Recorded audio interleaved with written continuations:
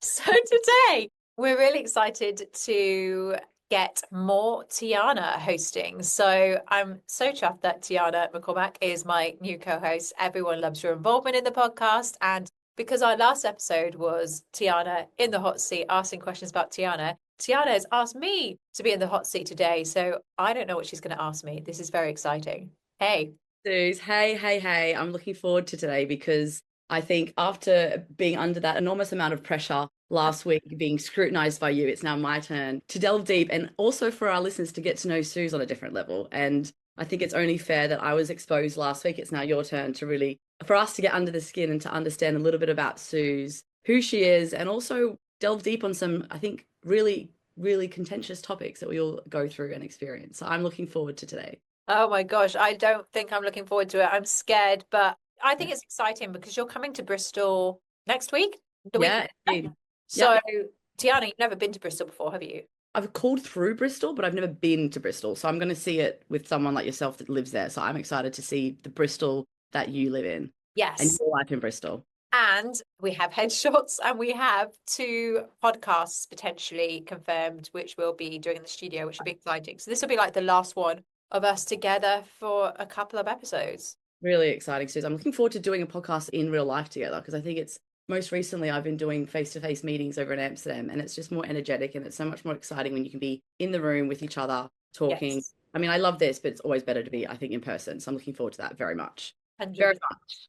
Well, Suze, okay, so as we all know, our wonderful dear Suzanne Gray-Jones is a fantastic host and a fantastic person, both inside of work and outside of work. And I think what I'd be really interested to talk about with you today, or to get to know a bit about today, Suze, is you have a tremendous amount of responsibility being a single mom. I was going to say managing, but you're not managing. You're raising two beautiful children. You're running a business on your own, and you've also moved back to your hometown. So I guess what would be really cool to understand, Suze, is what have you found the most challenging since upping your life and being back in Bristol?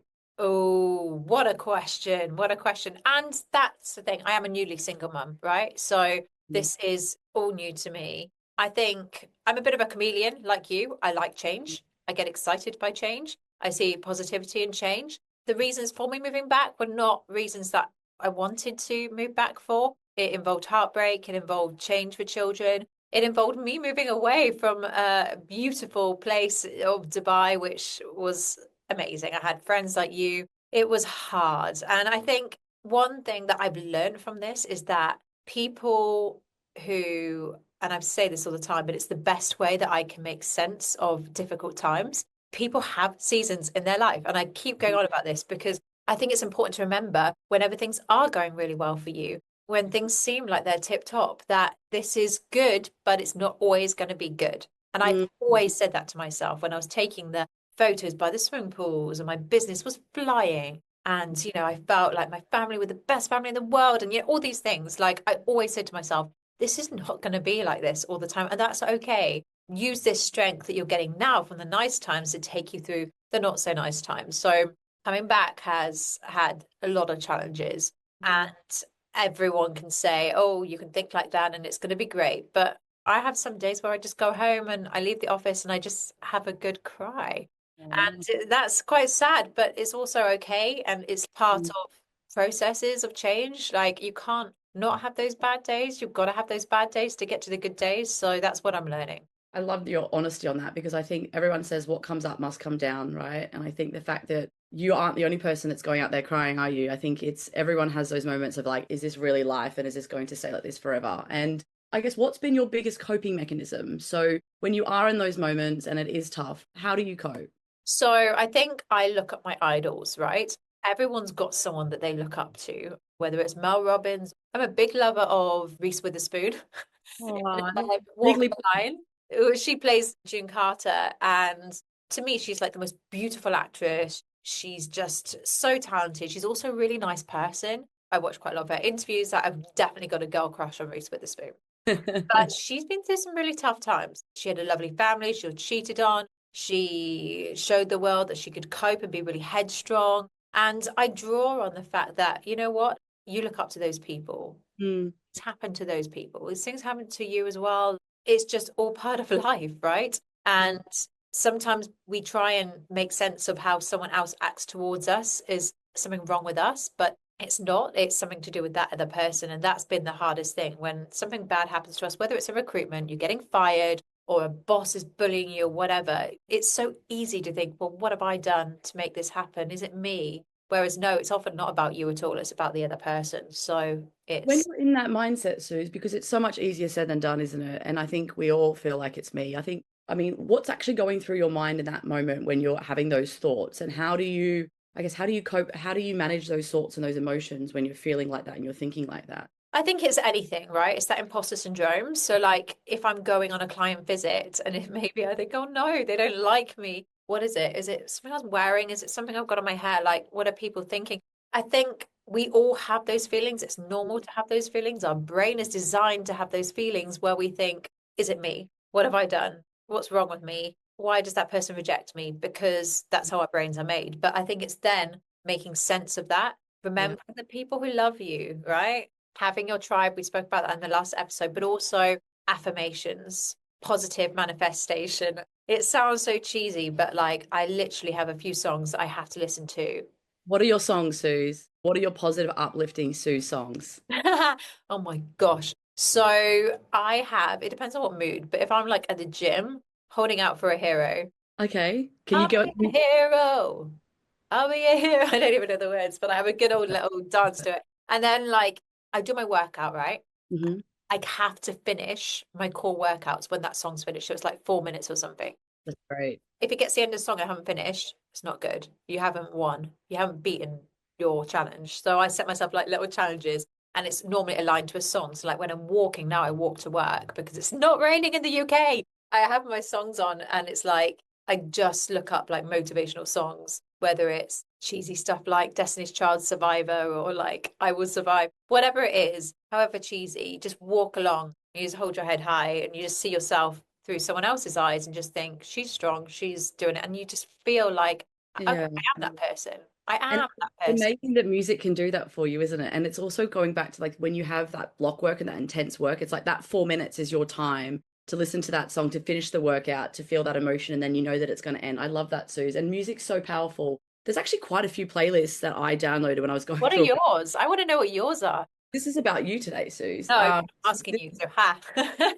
I go really into like country music, or I'll listen to like a Drake song if I'm at the gym just to get up and like moving, or I'll go into old Nelly. I love my old school R&B hip hop. So I go back old school 90s music and it makes me happy because it's nostalgia. And for you, Suze, is there music that takes you back to a moment? And what are you feeling when you're listening to that song or that track? Is there something that takes you back somewhere? And is it a good feeling or a bad feeling? Oh, well, first of all, I just want to say Tiana is much cooler than me, as you can tell by her music taste. I'm like Destiny's Child cheese, and she's like, yeah, I like a bit of hip hop. So anyone who's listening, Tiana is the cool one out of this duo.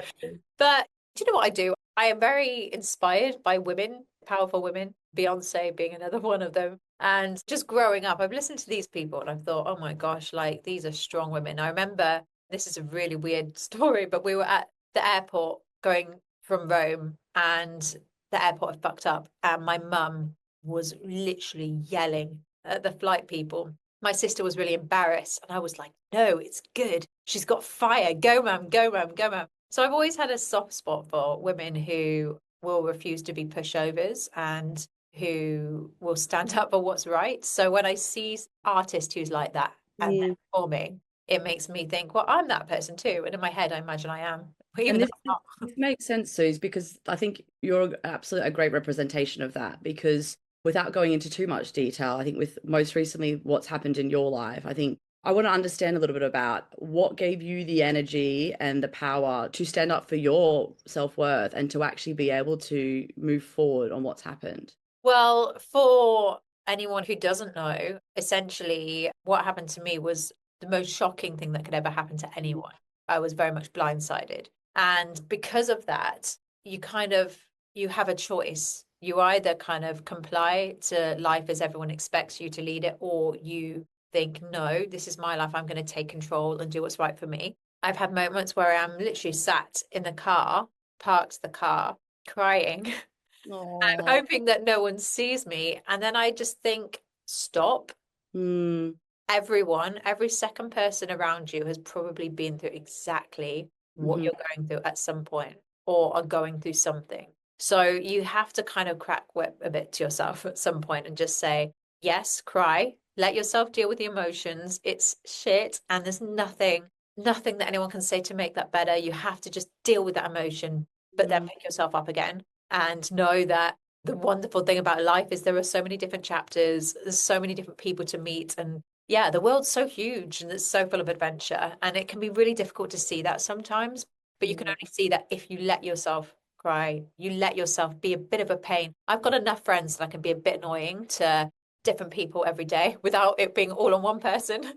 I tend to sense if it's like too much from one person. I'm like, okay, I'll go because everyone wants to help. And that's the joyous Yes. thing about when you lose a family member or when something bad happens, you get fired. Like the people who come out and say, oh, I'm here. It's often a surprise at the ones who do show up, but it's beautiful as well. And That's really, really powerful, Suze. I think that you're like sitting in the moment and being able to kind of recognize that you're going through it, but you aren't alone and there's other people going through it. I think that's a nice reminder, but it's tough, right? And I think with you personally, I think was there a pivotal moment where you were like, okay, I need to take control of this, I need to change? Because it's easy to stay in that state of mind. So was there something that happened, or was there a moment where you realized like, or was there someone that drove you to that state? I think for me, it's recognizing the people who bring out the best in you. And it was very difficult for me because I was in Dubai where Mm, I thought I'm getting more money than I've ever earned before. I've got all this sunshine, I've got these friends. I feel respected. I'm around so many great things and I've lived this beautiful life. I'm looking out at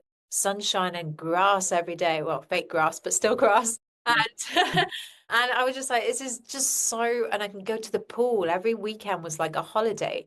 Who Mm, leaves that behind? Well, I tell you what, I did. And the reason I did was because of a feeling, right? We've spoken about family before, but when I am around my family and the friends who know me the most, I just feel like I am so just being like it's warm with fluffy cuddle of love.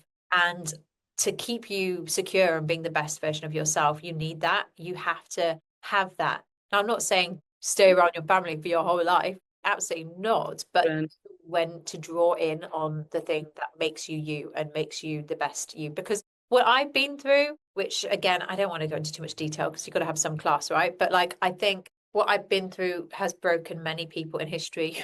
If you look at people who've kind of gone over the edge and people who have, like, it does really mess with people's minds. So you have to kind of really help yourself because yeah, I think you're so right, Susan. People, and everyone's at a different timeline of going through grief or going through trauma. And I think you've come out much faster than others. And I think that's really remarkable. And it's testament to your character, isn't it? You're really generally through, and I know it's not always good days, but you're out the other side and you're pushing through and you've got kids and, they're the center of your world now. And that's so inspiring to other mums or other single people that have gone through breakups or gone through hardship. So I'm uh, proud of you. You're amazing. Have thank you? you, my friend. But I'm jealous of you because you work solidly throughout the day. And that's the one thing, like, you have to forgive yourself sometimes because I can't. And like, I do have to put them first. And sometimes I do think, oh, I wish I was working night and day. I wish I get offered these jobs. People know I'm back in the UK. They're like, come and be a director for our company. I'm like, oh, I'd love to. But yeah, you have to say no to things. And that's hard. That's But it's hard. also about balance, right? And how do you balance your decision making, Suze, when you've got things coming at you at every angle? How do you balance things? Like, what's your checklist in your head, or what's your process in your head? I think it all comes back to your why, right? What am I trying to do? What do I want my outcome to be of my life? Like, who do I want to be? And it has to align to those things. Like, for example, right now, there are things that I'd probably rather be doing, like go downstairs, like put my feet up, go on social media. But I know I'm going to have to do a power hour for the next hour because what I want in the long term is more important. You have to sacrifice what you want now for what you want later. But if Love you that. don't know what you want later and you don't take that time to manifest what you want later, then you'll just get stuck in the now and probably waste time. Yeah, so true. It's so true. And do you think, Suze, how do you think your past relationship has and will impact your current state in terms of your work and your future? Like, what impact is that relationship going to have on you moving forward? Relationship with, Your current ex-partner, how does it now moving into the new Suze, new life? What are you bringing with you from that relationship onto your life? ooh, well, I think that people come into your life like, I think it was you who said this, like butterflies. Yeah, you said They that. literally, was it you? Yeah, they Yeah. land and they don't always stick around. They stay there. And I think so many people have bad relationships, whether it's a company or a bad boss or it just something just doesn't tick with that relationship. And that's okay because for some time something did tick and it was good. And we're humans. We're all on a train and no one's on that train with us until the end. They people come on and they come off and that's okay. And I think one thing that I would say is and I would say this to my kids as well. And I would say this to any recruiter who's going for a job. Your boss or your partner, your business partner, or your best friend, or the person that you choose to be in your life as a key person is probably the most important decision that you'll ever make. And it's very easy sometimes to chase what is fun or what Mm, salary offers the best perks or looks great or whatever. And I think you have to first of all, people always said to me, you can't love anyone until you love yourself. And I think it's so true. But you have to also know your values, what is important to you, what makes you get up every day, and find someone who also is aligned to those values. Because it's one so thing true. choosing someone, but then bringing kids into the world, paying bills together, Mm. moving a house, like all those things. It might work for some time, but if you want to make the right choice for partner, make sure that your core values are aligned. Okay, so that's a bold statement, and I love it because it's so important, right? And I think that's when you can drift in relationships. And I know I've personally done it where your values all of a sudden don't align, but they did at the beginning. So you're going into the dating world now. How do you know if this is the right person, and how are you qualifying your new dating partners? Oh my word. Tiana is going there with the dating. I love this. I love this. This is a recruitment podcast, but we are linking dating to it. And I tell you why you can link recruitment to dating. Because I am an avid recruiter and I'm a mum and I'm 100% mum. So I am the full carer. I don't have much time to date. So when I do date, and Tiana knows what I'm going to say, I get them to do a video message because it's the same. And I think people should do this with interviews, right? Like, I think you can never vet someone. Your time is so valuable. You can never vet someone enough. And I know companies that do this. They get them to do like a presentation and what is their why? Tell me about you. You really need to know that person. There's nothing worse than sitting opposite someone for a few hours if you just know that you're probably never going to see them again. And it's the same with interviews, right? If you're blocking out your time to interview a good candidate, make sure they're worth seeing. And when you do this interview, Suze, because I've seen Suze in action do this, and I find it to be initially very comical, but then I actually digested what she was doing. I'm like, she's applying recruitment to dating, and you're actually saving your time by making sure that whoever you're going to meet next is actually who you want to spend time with, because as you said, time is so valuable. But It when you're watching this interview tape or when you're having these conversations, what are the key flags that you're looking to avoid when you're faced with this presentation of this is who I am? Like, what are you looking for? I think you want to know that someone is comfortable with themselves, right? I think that's a really big Yep, one, that's a great one. especially if you are dating and you are maybe my age. So I'm heading to 40 next year. Woohoo! So Doesn't look a day over 31. I love it. I love it. Get the filter on that. I think being at that age, people have baggage and Mm, normal in the same way in the recruitment world, people have baggage. And I think it's important to know how someone has digested that baggage. And you can often see that on their face, the way they act, the way they express themselves. Are they, it sounds awful, but are they damaged by the baggage? Because you have a choice. Something bad happens, you bounce back. Something bad happens, you think every relationship's going to be the same. So I very much look for positive attitudes in both recruitment and dating, but also the confidence. I think there's something, whatever you're doing in this world, there's something, if you can get confidence, people are going to be more attracted to you.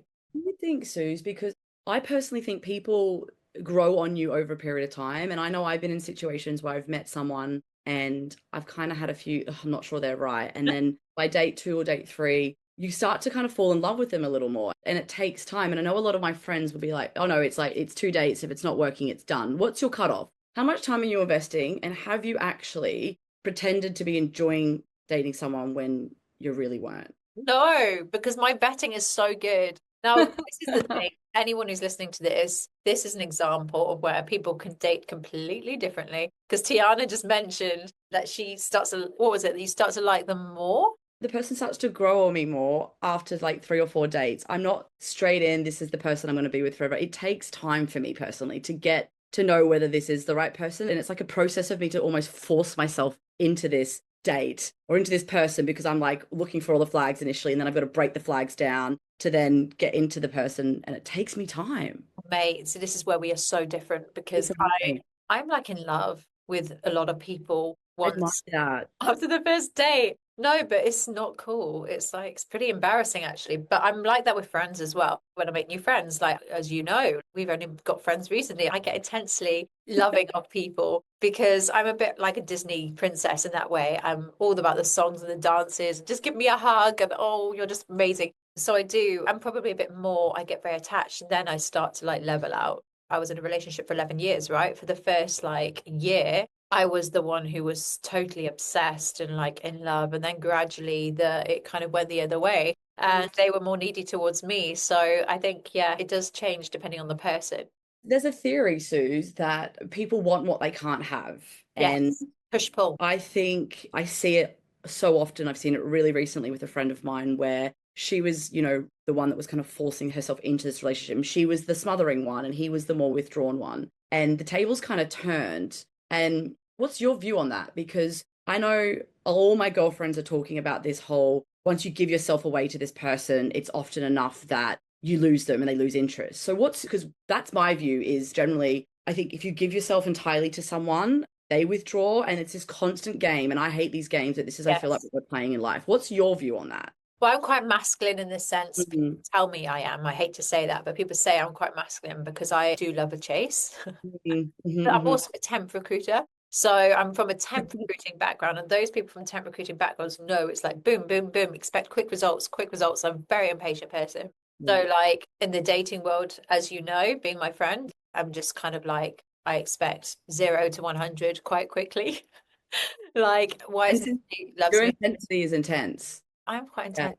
But Might say magnetic. I do love that about you though, Suze, because we are so opposite in that way. I'm intense, but in all different areas. But as your ability to throw yourself into whether it's a role, your work, or whether it's your family life, or whether it's your dating relationship, it's like Yeah, all in or nothing. And I've that's never really played it cool, mate. I've never ever played it cool. But it has, yes, it probably has meant a few have run away, but it's also not done that. Like, so I grew up where in a time where everyone used to say, right, you've got to read this book called The Rules. And Mhm, this is how you date. You don't reply straight away. You act breezy. You act cool. mhm, For these things. And there is definitely some sense in that because people don't want, I'm suspicious if a guy messages me all the time. I'm like, oh, mhm. what's wrong? Why is he desperate? What's wrong? Like, Mhm. has he not got his own life? And there's something very alluring and attractive about someone who's got their own life outside the relationship. You don't want to feel needed, you feel smothered. So there's that. But So enthusiasm, which is what I have, and enthusiasm can, yeah, if it scares someone off, I always think, well, they're not right. And yeah, I'm I not love going to claim to it be an expert in dating, but I you're start off also well. not changing who you are for that person. I think it's kind of take me or leave me, as they would the fabulous Rent song that we all Thank love. you, baby. I'll leave. I didn't know you knew that. I love that. Which is my favorite Rent song. We do love Rent together. Okay, so let's talk then. You're going to go back to your 16-year-old self and your 16-year-old Suze. You're about to go into the crazy world of life, love, dating, travel. What is going to be that one bit of advice you're going to give your 16-year-old self? I think two things, and I'm stealing one of them. I think the first thing is to let them theory, which is the Mel Robbins theory, which I'm totally stealing, but it's very good for especially teenagers growing up, where you worry about why am I getting invited out with those friends? Why are they posting on social media without me? Why, when we're having a conversation, why are they never looking at me and looking at the other person? Am I not interesting enough? And sometimes we just use our environment so much to internalize our self-worth. So I think 16-year-old me, I would say, read lots of books about self-worth and mindset. If you're around the wrong people who aren't making you feel good about yourself, they're not your people. You can kindly withdraw from them. You don't have to be around them. And that applies to work. So many people work in environments where people aren't treating them very nicely or they're not being invited out and stuff like that. So, environment, find your people as quickly as possible. Choose your life partner carefully. That's the most important thing that you can do. But don't base it on how they make you feel, base it on what your values are as a person. If your values are, I don't know, kindness, honesty, look Mm. for examples. My gran always said, look at how they treat their mum. I That's a love really that. key Yeah, it's so true. Look at how they treat their mom. That's important. And do they have friends? That's such a huge one for me recently. And I've been delving into this with a lot of my friends about their dating lives and what they've been observing. And there's been a theme recently where a lot of the guys that my friends have dated, they don't have a life, or it's like they don't, nothing existed before they met them. And that makes me quite nervous because I know we all change life decisions, but if you don't have any friends, I question like, what have you friendships take work. And if you can't work on friendships, how are you going to work on my relationship and how are you going to work on us being together for 10 plus years? So I love that, yeah. Sue. What are your values? So my main value is making a difference to people, right? So I've had times in my life where I thought it would be great to be a foster carer one day or to work for a charity. Ultimately, when I paid off my mortgage, I would love to work for a charity. I think one of the best things in life and the real fulfillment for me that makes life real is when someone can come back to you and say, you made a difference to me. Like Yeah, for what you sure. did made a difference. I had a choice. I remember at uni, I was either going to be a teacher or Hmm. go on the stage and be a singer.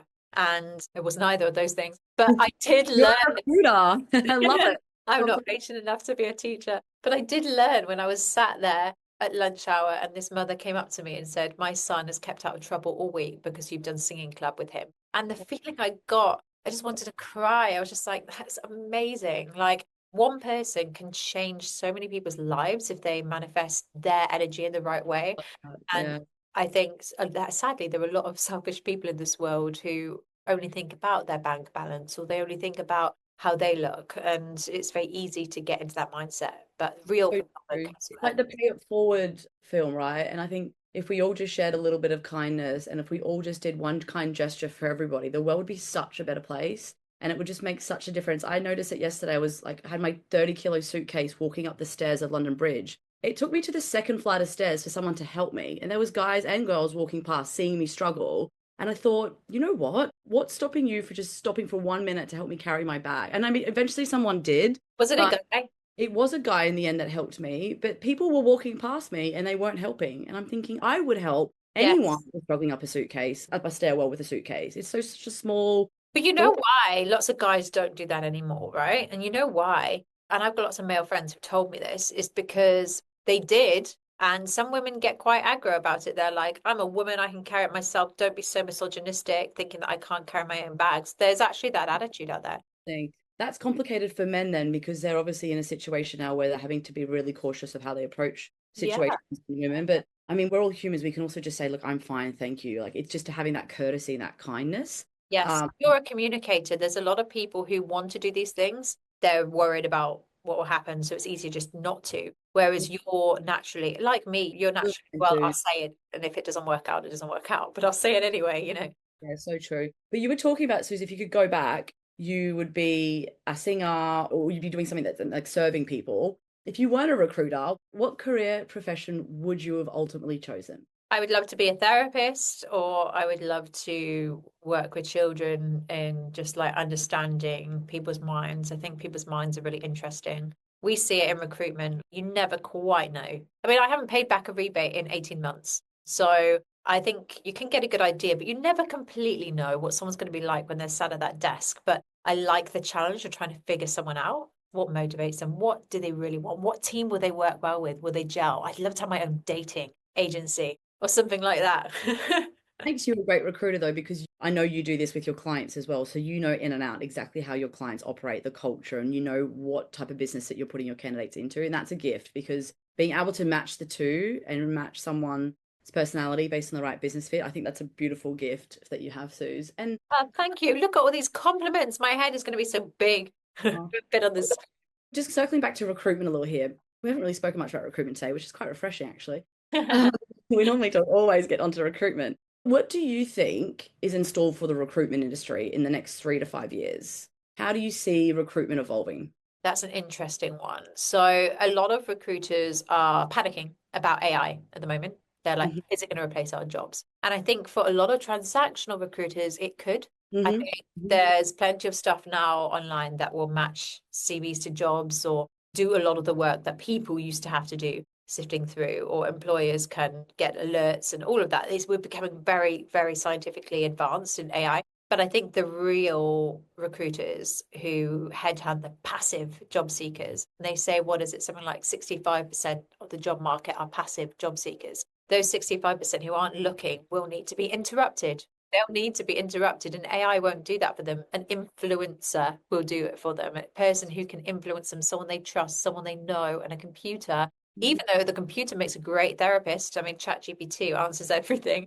A computer can't be trusted to know you and that environment. They can't meet that team and say, well, that team would get on really well with you because of the vibes and stuff like that. I don't think a computer can do that. Can a computer do that? We've got these AI chat agents that are all coming out now, and you're seeing them actually performing headhunt calls and they're What? engaging people. Have you seen the AI chat? No. Oh, that it's super interesting. I still think there's a long way to go in terms of them being effective, but it's a scripted conversation that sounds like a human calling you. So, do you think at some stage we're going to be living in this world of recruitment where there's going to be robots calling and headhunting you to place you into your next education role? I think there will be, but I don't think it will be very effective in the same way. Well, you could argue that when did you last get a letter in the post, a handwritten letter? I could not even tell you the last time it was that long. It would have been in my teens. Yeah, I mean, when I was working in education recruitment, we were one of the few people that were doing the handwritten cards, and they Yes. got responses and people loved it. They loved that authentic feel. So the part of me that wants to stay in business wants to say, no, I would never take over. But I think it will to a certain point.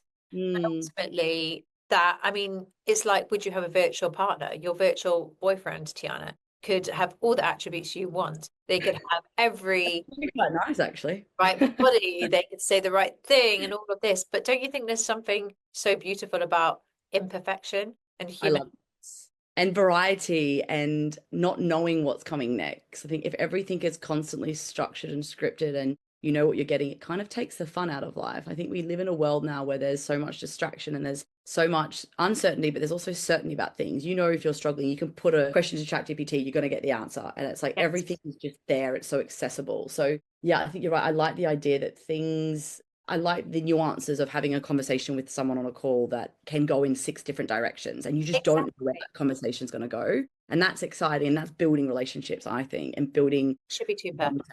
Yeah, I agree, Suze. I agree.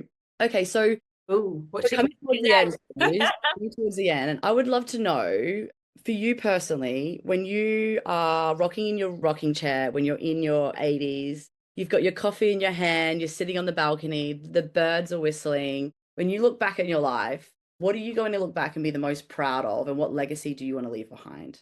I think life brings lots of beautiful things, but it also brings pain. And I remember when my gran used to say this to me, she said, sadly, you become a bit tough to the pain because she lost all of her best friends. And, you know, I've got so many.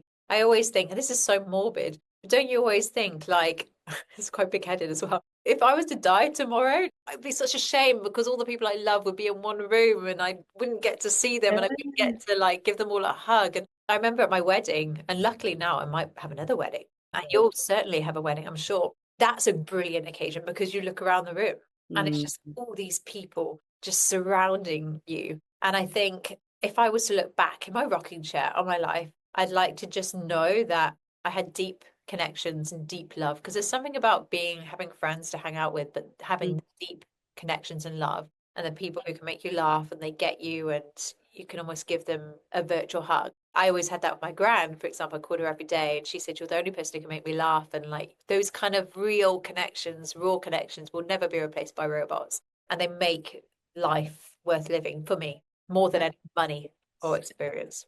that is super beautiful. And I think, What about you?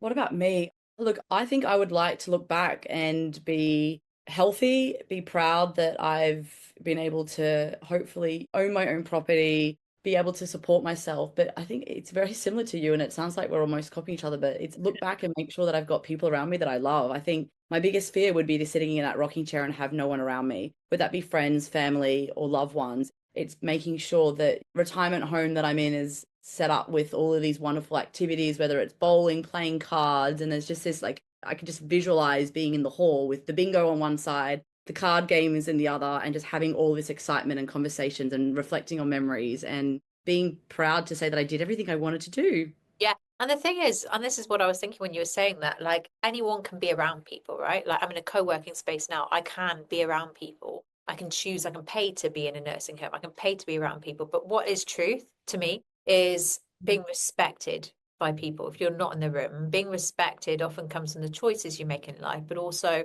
the type of person you are and being noble and having humility. And I think you will have those things. I think I can see old Tiana will have you'll walk out the room and people will be like, she's a good person. She's a good human being. I love it, Sis, but Look at us kissing each other's I asses know. together. It comes from having to keep being curious, doesn't it? Because to your point, you can be in a room with people and still feel really lonely. And I think this is my concern, and we won't end on a downer here. We'll flip this around, but is we live in a world with so much connection that we're also so disconnected. And my fear is that we aren't curious enough, and the kids growing up these days don't have the social skills to be able to build actual meaningful connections. And I was in Paris 2 days ago with my best friend, and we went to an AA group. And I remember sitting in the room, and all these people were, AA, alcohol's oh yeah, yeah. and everyone was so engaged and so connected and so vulnerable and asking good questions. And at the end of it, everybody sat around drinking coffee and was generally cared about each other's best interests. And there was like a community that I don't feel in really normal world, right? Not No. not as often. And like that is such a rare space and gathering where I hope that we can find ways to bring communities together and to create these communities, whether it's sports or whether it's social events, because my fear is that they aren't there and people are lonely. But that's why people often do turn to drugs and stuff Yeah. because it's often Yeah. on those nights that you do have those really that people are craving that deep connection. I mean, you Yeah. and I both have a friend who goes to another friend who goes to AA and has Mm. had addiction issues, and they happen to be, to me, one of the most like intensely deep people that you can get a real connection with very quickly that I've ever met. So yeah, just shows. Just It shows. does go. Go to Okay, so AA. this has been fun today because you've been so vulnerable and you've been honest and you've been raw. And I think all of our listeners now get to know a little bit more about the Suzanne Gray behind the recruitment Suzanne Gray, which is really special. Done Let's a end. great job. You're such a good host. Oh, let's end on what are we going to end on, Suze? On what is your one bit of advice going into summer? We're in June, we're halfway through the year. What are you going to leave the listeners with that's going to inspire them to get through summer, but to get through the end of this last part of the year? Okay, she'd put me on the spot here, but I have something. Okay, three things for your mindset that you should use to get you through the summer, but get you through any time. So one would be have that playlist that motivates you. Always when you're walking anywhere, keep fit, have that playlist with you when you're walking. Second thing would probably be mindset. Take 10 minutes to yourself to meditate. I hate it because my mind goes a million miles an hour and I don't do it and I should. So I will listen to this and do as I say. And just 10 minutes of silence. What am I going to do today? Don't just get lost in your day, beat your day, and have that 10 minutes to gather what you're going to do. And the third thing would probably be what is the third thing? The third thing is probably people. Just Mm. ask yourself about the people that you're around and ask yourself if you were out of that room, would they have your back? And if the answer is no, then probably they're not the people that you should be with. So, yeah. Beautiful advice, Suze. I love it. I love What it. about you? Go on.